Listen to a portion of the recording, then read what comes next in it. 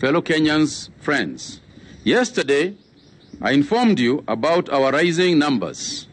It is worrying that this trend is continuing. Today, we have recorded the highest number yet again at 80, from a sample size of 3,102. This is the largest sample size tested so far. The trend demonstrates that the larger the sample size, the more the positive cases. Today's positive cases brings the total to 1,109, and the cumulative samples to 52,507. And I wish to thank those people, the clinic officers, the ambulance drivers, all those in the Ministry of Health and county health officials who have made the testing of over 3,000 people possible. As you know, we started off with very few, 100 and something. We have been increasing this testing capacity. But I would also like to say that this momentum to continue testing in such numbers is also dependent on us being able to acquire the testing kits and sampling kits that are necessary for us to do so. And as you know, there is still a global challenge. And I want to thank those individuals and organizations who have been able to work so effortlessly to try and get us these new samples that we have. And others who are working very hard in Europe and in the United States to ensure that, that we get them.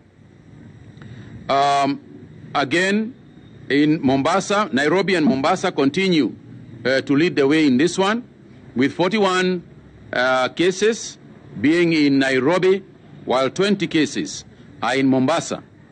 There are also 7 cases now in Siaya. And the Siaya story is a sad one, because the departure point of that case is actually in Kibera. Somebody in Kibera, without the authority to authorize anybody to travel, signed a document that allowed and was respected by police all the way from Kibera, taking mourners for a funeral in Siaya. The mourners themselves were positive, and therefore were identified by our teams, contact teams in Siaya. So you can imagine, again, there is a reason.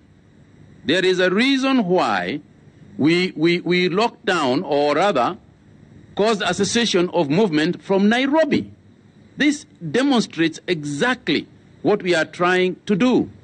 So when people think that you are being very clever to escape or to hide and cheat and do all sorts of things so that you can take a body home, you know, it's like biting your nose to spite your face.